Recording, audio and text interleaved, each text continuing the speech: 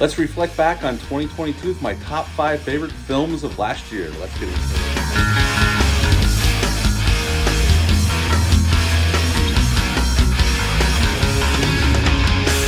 Hey, welcome back to my channel. Hope you're all doing well out there. And today we're going to reflect on last year once again with my top 5 favorite films from last year. But before we do that, do me a favor, like, comment, and subscribe. Join me here. I greatly would appreciate that. Yes, today we're going to reflect on my top 5 favorite films from last year. Yet again, just like with the horror films, I saw a lot of films last year. I saw a lot of films theatrically last year and a lot of films on streaming. But these are my top 5 favorites. Keep it to 5, just like the horror list. And we're going to keep this short and simple and sweet. So let's get into this damn list. At number 5, this is going to be an oddball. And I know some people really didn't like this film. But I'm going to go with A Christmas Story Christmas. Yes, I thoroughly enjoyed it. Is it perfect? Do I think it's as good as the original Christmas Story? No, but it hit me where it needed to hit me, and I watched it probably 4 times during the month of November and December. I enjoyed it that much, and it was great having the original cast back that was still able to come back, and obviously Darren McGavin passed away several years ago, so he was unable to come back, but I thought they paid loving tribute to him as an actor and that character. And it was fun to see Ralphie go back to the house on Cleveland Street as an adult with 2 kids of his own. And he said it in 1973. And I thought they did a nice job of doing that. And it worked for me. I make no apologies for it. I love this film that much. So at number 5, A Christmas Story Christmas. At number 4, a film that I didn't get to see in theaters, but I bought the 4K out of curiosity.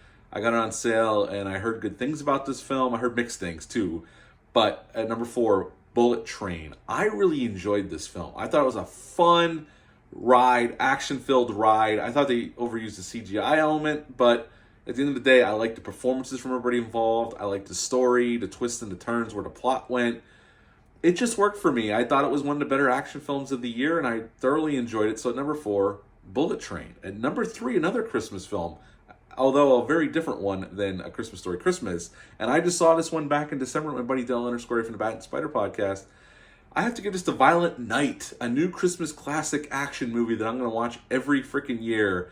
And hats off for David Harbour for embracing playing Santa Claus. And they give him a little new twists, fresh twists on the lore. Although we don't dive too much into his backstory, we see a small window into it. And I thought it was fascinating. I'd like to see more about the backstory. But I really liked this film. I found it highly enjoyable. It's very violent, very gory, and I was there for it and I ate it up. So yeah, at number 3, Violent Night. I make no apologies for it. And number 2, I'm going to give it to The Batman. Matt Reeves is The Batman. I got to see this in the theaters, and I enjoyed it. It's very dark.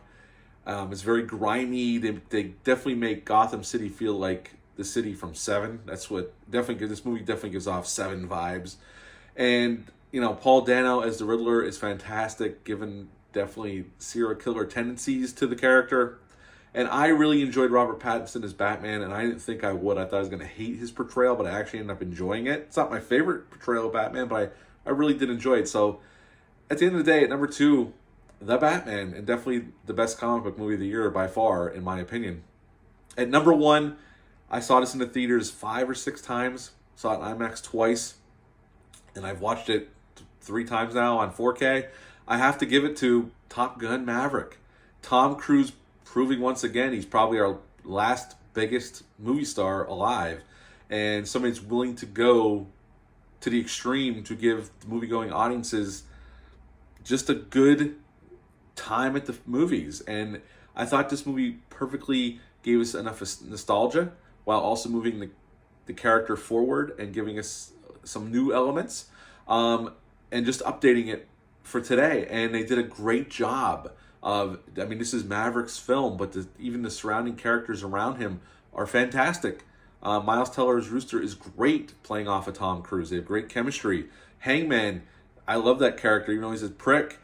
Phoenix, everybody, Bob is great. And then we get to see that great scene with Val Kilmer and Tom Cruise, and it's a great emotional scene. And John Hamm being a dick, fantastic stuff. The aerial photography is absolutely gorgeous. As a matter of fact, the whole film is immaculately shot. It might literally be one of the most beautiful films I've ever seen filmed. Joseph Kosinski shot the shit out of this film. And doing a lot of the flying for real definitely enhances the film. And I know they said it some of the making of this, a film like this might never be made again the way they did it. Actually putting cameras in the cockpits with the actors. Just great shit. And it definitely was a breath of fresh air considering what we mostly get is a bunch of green screen CGI, just gobbledygook on screen. And while that can be thrilling if done correctly, it's become so overused and the spectacle of it has gotten stale because they do it every 3 months. There's a new superhero movie out and all this is a bunch of CGI shit.